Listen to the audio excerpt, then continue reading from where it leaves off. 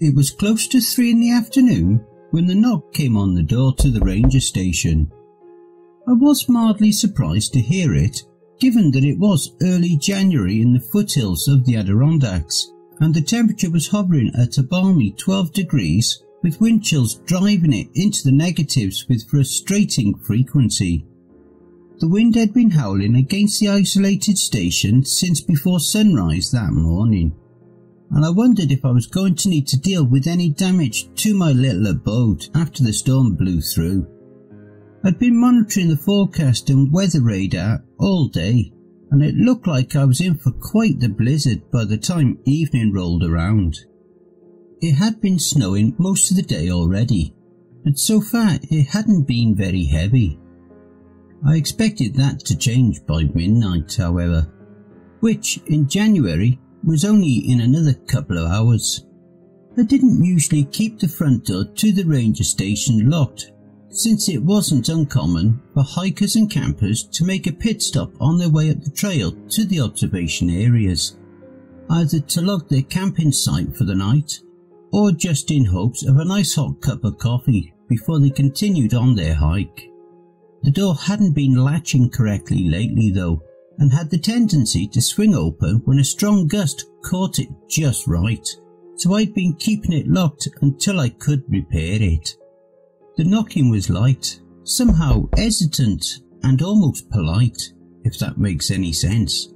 It was so quiet that I almost didn't hear it over the whistling of the wind and creaking of the station. I'd been in the middle of composing an email request for a new generator, as mine had been acting up lately, and had to pause my typing and listen intently to ensure I'd even heard it in the first place. When it came again, only a bit louder, I pushed back from my desk and took another sip from my steaming mug before walking over and opening the door.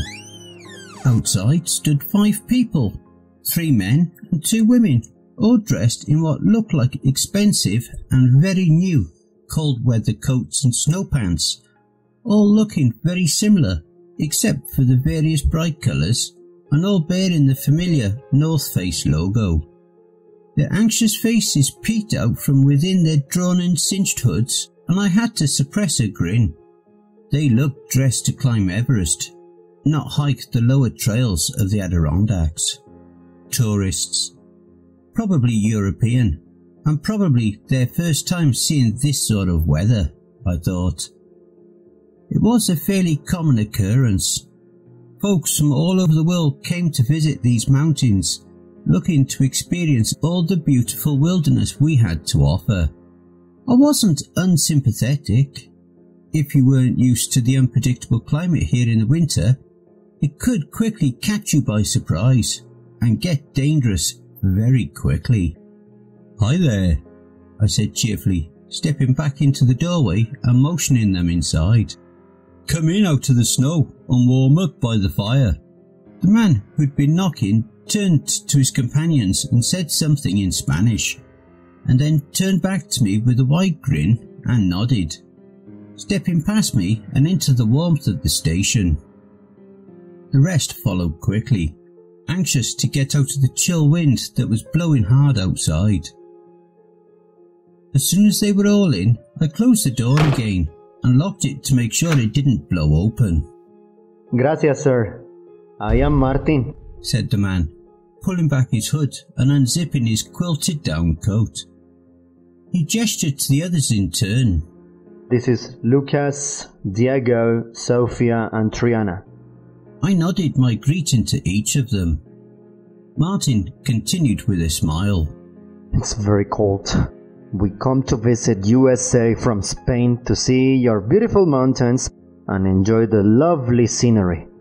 His accent was very heavy, but his English was far better than my Spanish, so I didn't have much room to criticize. "But it seems a storm is coming and we fear there will be too much snow. Unfortunately, we are not so prepared for that." I nodded, patting him on the shoulder as I moved past him and opened the door leading to the shelter room, reaching in and turning on the lights. "That's certainly true, my friend. I'm afraid we're all in for a bit of a blizzard this evening. Bad time for a winter stroll through the mountains, I said. Fortunately, we happen to have enough space for you and your friends to make yourself at home and wait out the storm. My name is Jackson Turner, Ranger. There's coffee over there on the table and bunks and a comfortable sitting area in here. When the group just stared at me blankly for a moment, I got the feeling I'd lost most of them somewhere along the way. Instead, I just offered the friendliest smile I had and gestured to the room. At that, they all grinned and nodded their thanks as they quickly shuffled past me, dropping their packs on various bunks and beginning to remove their cold weather gear. I made sure they all got something hot to drink and that they understood they were welcome to stay until the weather had cleared before returning to my desk. They all seemed very pleasant and grateful for my assistance, and they drifted from my thoughts as I continued my administrative work. It was another hour before the second knocking rapped at the door. This one slow and oddly rhythmic, almost a staccato beat, somehow unsteady and not as tentative as my other guests had been. I sighed heavily and straightened, heading around the corner and back over to the door. I hadn't had any visitors to the ranger station in a week or more, and now they were pouring in like this was a Holiday Inn Express or something. I unlocked the door and pulled it open, putting on my official greeting smile once again. In the doorway, shoulders and hooded head covered in a layer of icy snow, was a man of roughly my height, about 6 foot or so. Unlike the others, he wasn't dressed in fancy colour-coordinated cold weather gear, but instead wore a mismatched combination of clothes, like he had raided the bargain bin at a second-hand expedition store. His pants were a blue quilted nylon and looked more on the expensive side, even if they didn't exactly fit him very well. But his coat was fur-lined and looked like it was made of padded wool laid over an old fleece jacket. His boots looked newer and not too warm, something more suited to a summer hike than a winter in the mountains, I thought. "Hey there," I said, as warmly as I could, waving him inside. "Come on in, out of the snow." He didn't say anything, just gave the slightest hint of a nod as he walked past me.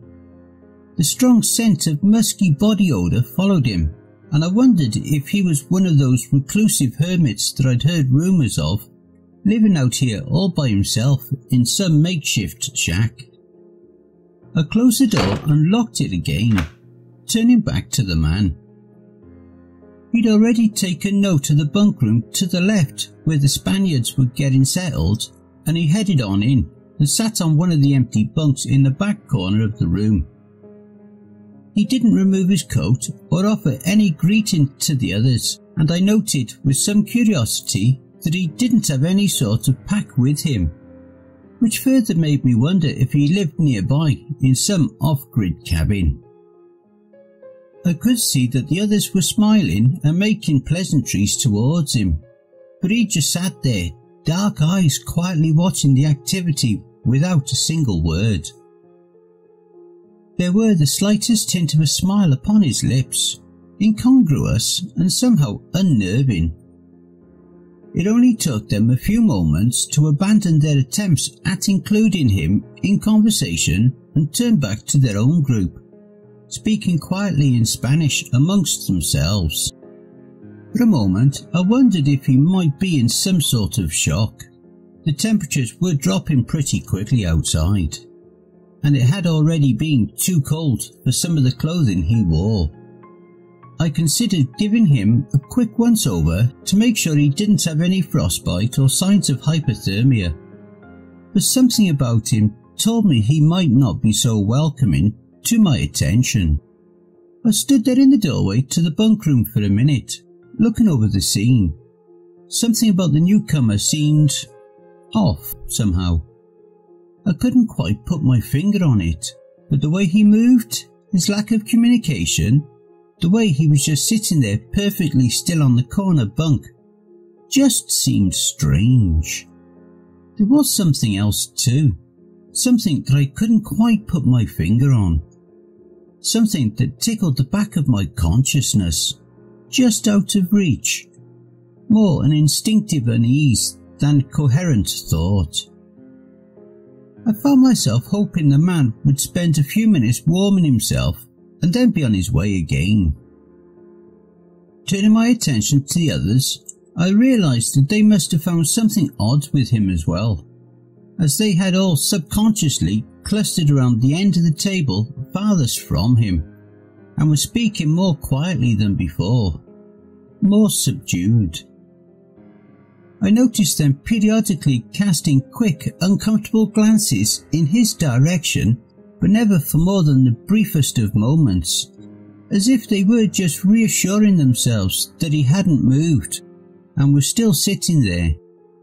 I also noticed curiously that none of them sat with their back to the man, likely also subconsciously. I was just about to walk over and talk to him to shake the odd feeling away when Martin appeared in front of me, his brow furrowed. "Sir, my friends and I are worried about the other campers," he said. This drew my attention. There weren't any campers registered here today. Was the newcomer one of them? Maybe they were in trouble. "What campers?" I asked with a frown. He motioned vaguely to the north. "We passed their campsite on our way to the observation point before the weather turned us back here. Maybe a half-kilometer up the trail, in a clearing beside a small brook." He cast a quick look over his shoulder at the stranger sitting in the corner. There it was again, I thought. That same unease. Martin continued. "There were 3 of them, 2 men and a woman. They had some of those cold weather tents set up and seemed to be well prepared for the storm. At least, as far as we could tell. We stopped and warmed ourselves by their fire for a bit. They seemed very experienced and were not concerned about the cold, but I am not an expert." "Well, it sounds like they should be okay," I said, with the best reassuring smile I could muster. "They should have checked in with me, but if they're as prepared as you think, I'm sure they'll be just fine. When the storm passes, I'll head up there and check on them, just to make sure."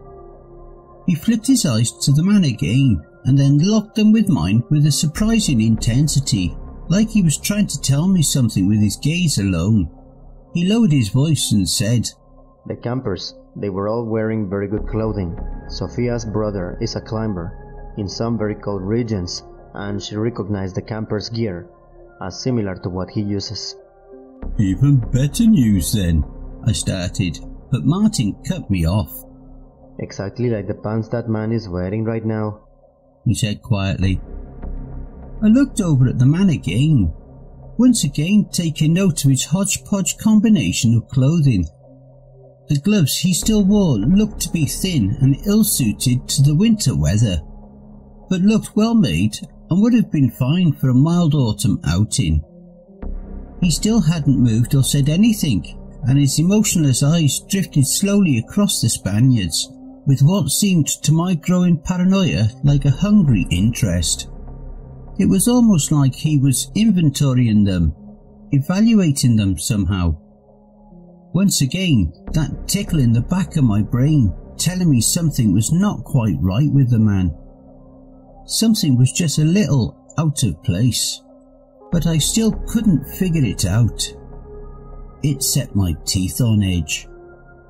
I looked back at Martin. "Are you sure?" He shrugged. "As sure as we can be. Sophia says she's certain, but the rest of us do not have the experience to recognize these details as well as her." "Was this man with them?" I asked, but I already knew the answer. Martin shook his head. "No, I have never seen him before now." He leaned in a little closer and lowered his voice. "This man, there is something," he said, trailing off, unable to find the right words. I nodded. I know. I feel it too. I walked back to my desk and opened a drawer, retrieving the holstered handgun and attaching it to my belt. A spare magazine went into my pocket, and I grabbed my heavy jacket from a nearby hook and pulled my fur-lined hat over my ears. Martin followed me, watching with interest. I looked over his shoulder, making sure we were out of sight and earshot of the bunk room. I'm going to check on the camp. Have you ever handled a shotgun? I asked. He nodded. I hunt pheasant with my cousins every year. I am a very good shot. Good, I said. That doorway beside my desk is my room. Right inside you'll find a 12-gauge pump, loaded but not chambered, if you need it. He just gave a silent duck of the head. I should be back within the hour. I know the place you're talking about. Keep him here until I return. But don't do anything if you don't have to, I said, closing my coat and making sure the zippered slit covering my holster was open and accessible. Be careful, Jackson Turner. I feel some darkness in the air. I just gave a tight-lipped nod before opening the door and stepping out into the wind. The icy chill hit me immediately, cutting through my heavy pants and finding its way through every little opening in my clothing. The wind out here was a constant buffeting and howled in my ears. The snow along the trail was only a little over ankle deep, but tugged at my boots with every step, slowing my progress. The area that Martin had described was one of the few marked campsites along this area of the trail, and though it wasn't strictly required for campers to check in before setting up, it was highly encouraged. This deep in the woods, 20 miles away from the nearest town, the only real lifeline that anyone had were the rangers. If anything went wrong out here, the fact that you'd registered with the local ranger station may very well mean the difference between life and death. That didn't mean that everyone followed that rule though. Most of the time, it was new campers, those folks lacking some of the wisdom of experience. Sometimes it was the opposite. Some highly experienced outdoor folks felt that there was no need, that they could handle anything that came their way. Either way, as I followed that northern trail, a growing unease began to colour my steps. I felt the tight grip of anxiousness tickling my every breath. I didn't know what I was going to find. If I was lucky, I'd find 3 cold weather double-wall silicone nylon tents, with their occupants snuggled warmly and safely within. If that was the case, I'd just check on them and turn back to my station, hopefully before the worst of the storm began in earnest. If not, well, I'd have to figure that out when it came. A half hour later, I reached the campsite, or at least what was left of it. The remains of what were obviously 3 high-quality winter tents were positioned compactly around a central fire pit, their bright red material shredded and torn and flapping violently in the fierce wind, looking very much like a lunatic array of flags in the heart of a hurricane. I pulled the ears of my hat lower, adjusting the chin strap tighter. "Hello!" I shouted, straining to make my voice carry above the wind. Even with all my force, it still sounded pathetically impotent in the roar of the coming storm. "Is anyone here?" I waited a long moment, but could hear nothing but the rush of wind and the whip-like snapping of the nylon fabric. The campsite had all the hallmarks of a bear attack, except I hadn't seen a bear in months, and we'd never had a bear attack in this area that I'd ever heard of. It wasn't like the forests out west. We didn't have brown bears here. Black bears, yeah, but they were smaller and nowhere near as aggressive as big browns. Sure, they could be dangerous, especially if startled or threatened, but they didn't actively hunt humans. I took a few more steps forward into the campsite, drawing the Sig Sauer 10mm and holding it at a low ready as I performed a quick visual of the tents. Nothing. No signs of bodies, blood, a struggle, anything at all. Just destroyed tents that could have been abandoned by the campers when the wind started getting bad and the fabric started to fail. And then it caught my eye. A flash of dark grey, partially hidden by the snow between two of the tents. Another 10 minutes of snowfall, and I'd have never seen it. Moving closer, I towed the frozen bundle of cloth, overturning it before picking it up with my free hand, keeping the Sig at the ready. It was a pair of thick winter pants, old and torn, and covered in dark red-brown stains that looked too fresh for my comfort. They were fur-lined and looked to be woolen. As soon as I lifted them free of the snow, the wind blew a familiar musky smell into my face, and I dropped them in revulsion. Another 2 feet beyond, the hint of blue in the white drift blew my attention, and I cautiously approached. I recognised the puffy material of a cold weather jacket, and when I reached out to expose more of it, I staggered backwards in shock, realising suddenly that I was looking at a crudely dismembered arm, still wrapped snugly in its warm jacket sleeve. I cursed aloud and stumbled backwards, tripping over the stones surrounding the fire pit and falling hard on my ass, eyes wide, and not even registering the tail of my pale bone meeting the frozen ground.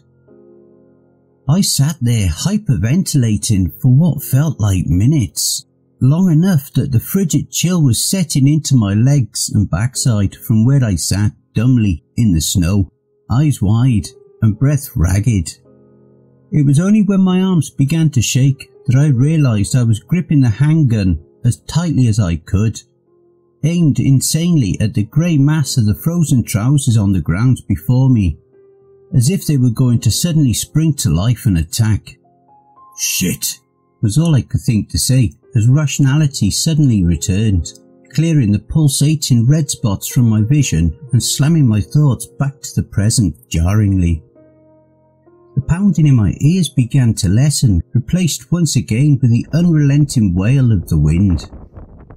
I leapt to my feet and started running back along the trail, back to my station, where Martin and Lucas and Diego and Sofia and the other girl, whose name I couldn't remember, sheltered from the coming storm with what?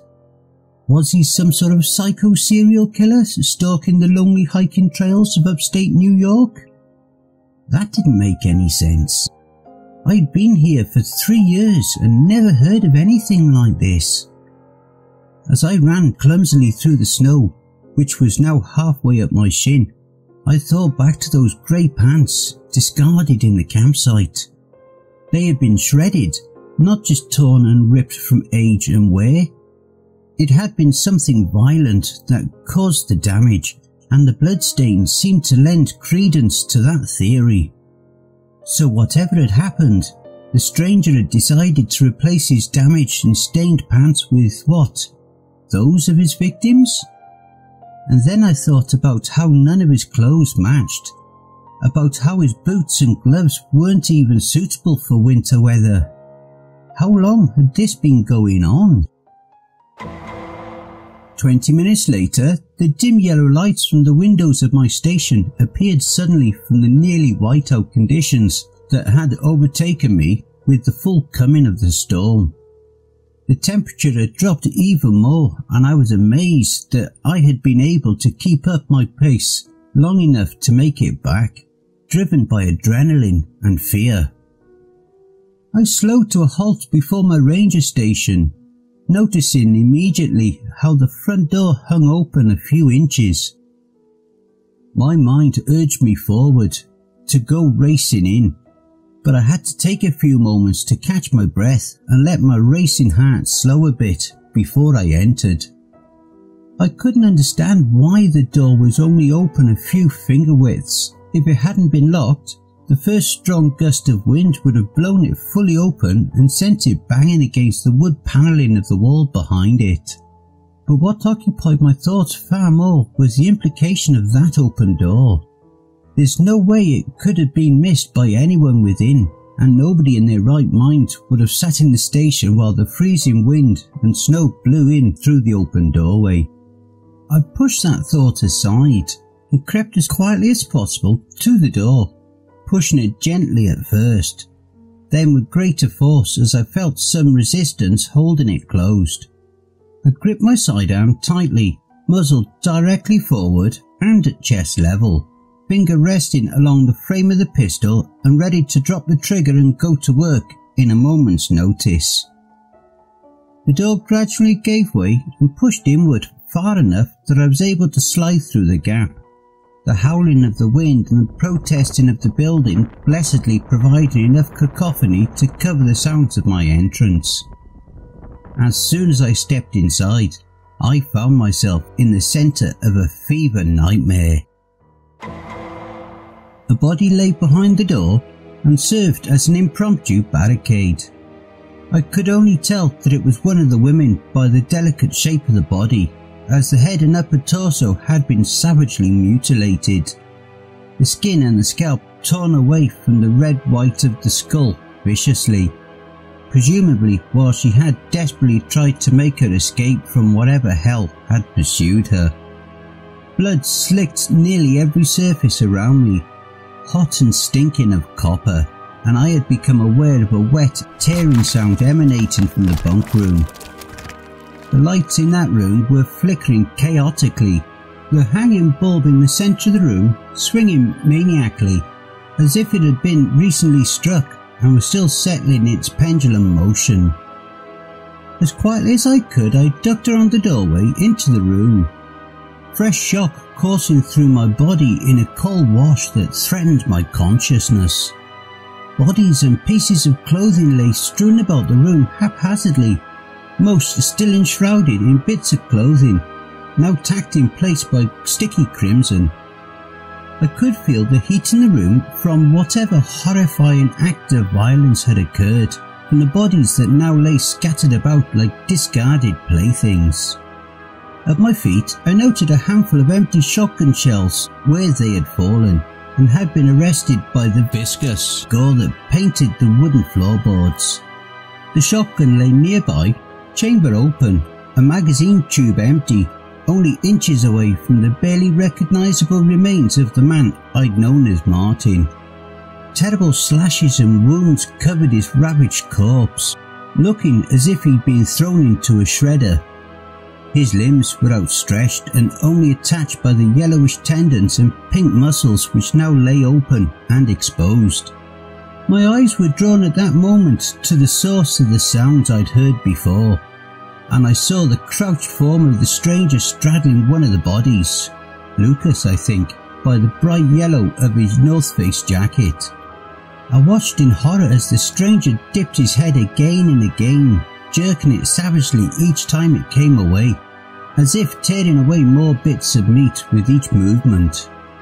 I noticed then that the stranger's hands had somehow grown, elongated and taken on a shiny that left the fingers as jagged and gore-encrusted claws. After only a moment's shocked hesitation, my reflexes took over, and I snapped the muzzle of my handgun up and squeezed the trigger. I know that the thunderous blasts of the 10mm must have been deafening, but I barely registered it as I watched the blackened holes appear in the thing's back. It threw back its head in what I could only hope was pain, and cried out in a shrieking screech that drowned out all else. I squeezed the trigger again, and another bullet punched its way through the horrifying thing. Suddenly, faster than I could track, the stranger exploded up from where it had been feasting and lit upon the wall, its terrible claws sinking into the wood and holding it in place as it turned its head 180 degrees to face me.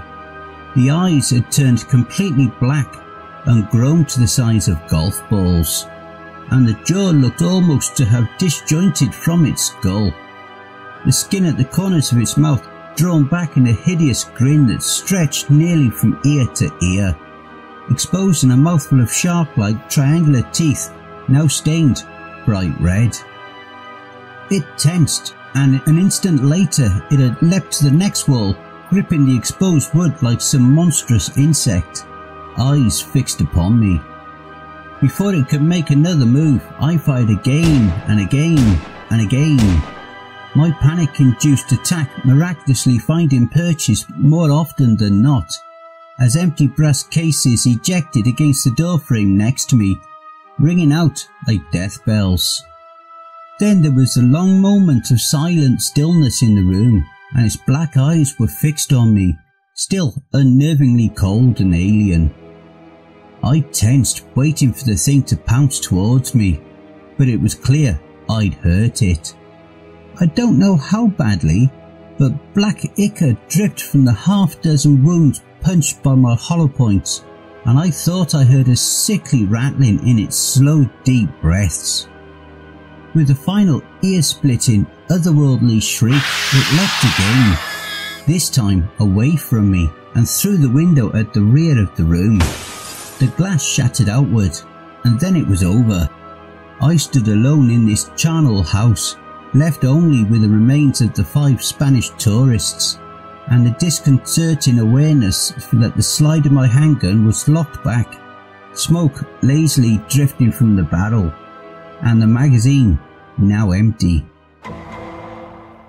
That was almost a year ago, and I've since transferred from field operations to an administrative position within the park service. My office is located in the middle of a city, surrounded by people, and without a lonely forest or dark wilderness in sight. After the investigation died down and the deaths were ruled as animal predation, I tried to return to my posting, but I just couldn't do it. They tore down the old station and built a new one closer to the trailhead, and I thought I could get past it, but I kept seeing that stranger, that creature, every time I closed my eyes. A few times in the dark stillness of the night, I thought I could hear that banshee wail echoing in the distance.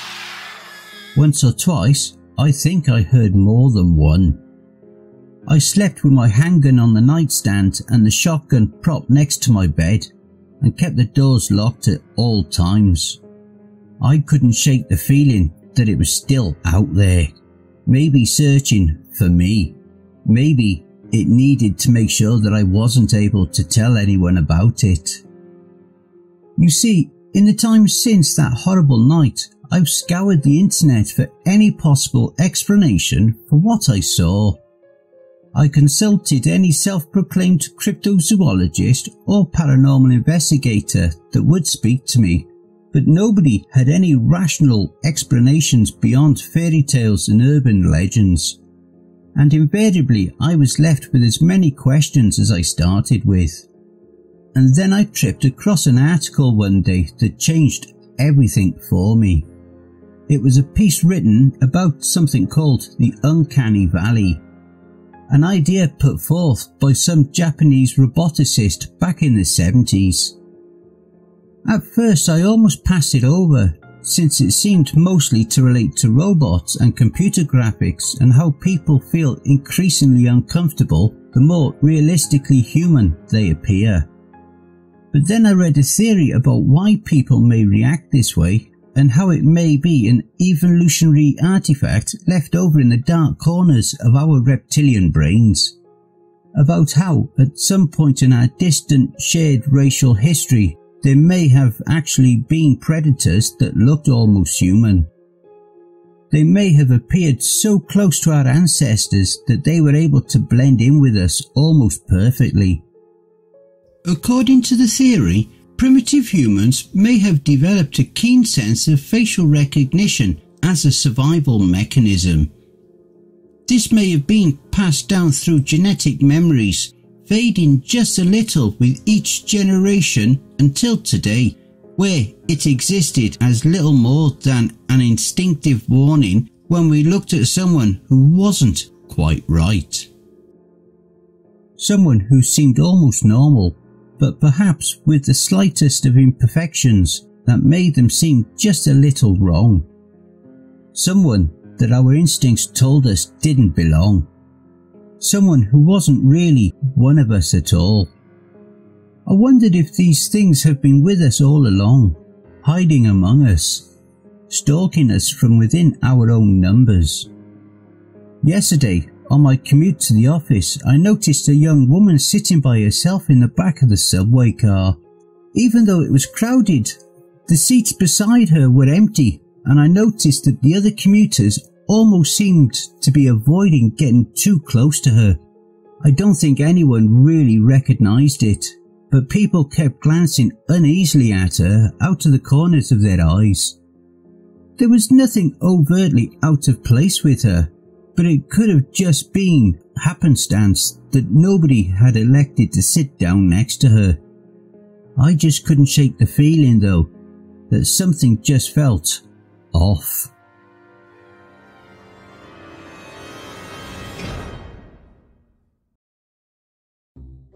And I hope you enjoy the blooper reel. Wind had been howling against the wind had been howling against the isolated station, either to log their cabin site for the... It was so quiet that I almost didn't hear it. At that, they all grinned and nodded their thanks as they quickly shuffled. I made sure they all got something. Fuck's sake. His pants were a blue quilted nylon. It only took them a few moments to abandon their attempts at include. He flicked his eyes to the man again, and then locked them with mine.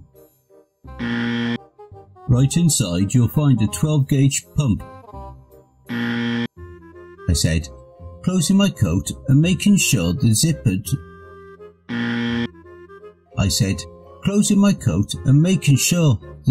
Slit that covered my holster was covered. I just gave a tight-lipped. It took a few more steps forward into the campsite, drawing. It was only when my arms began to shake that I realised I was gripping the handgun as I They had been shredded, not just torn and ripped from it. A body lay behind the door and had severed the hanging bulb in the centre of the room swimming.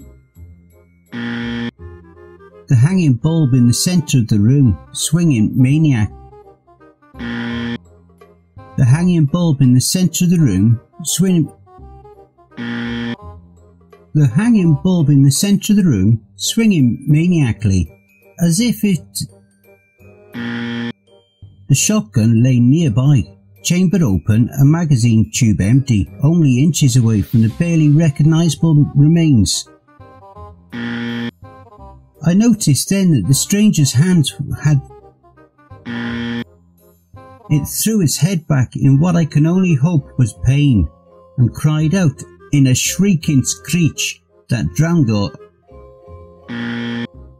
Suddenly, almost faster than I could track, the stranger exploded up from where it had been feasting and lit upon the wall, its terrible claws sinking. And then I tripped across an article.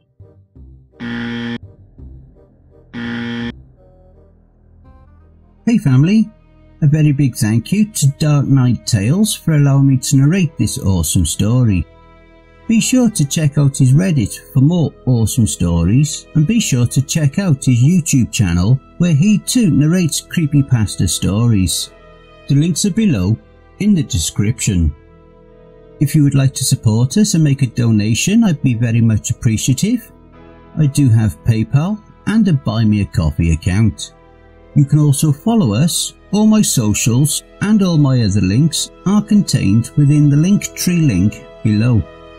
Take care everyone, and I hope you all have a wonderful and peaceful night. And don't forget, where fear is, happiness is not.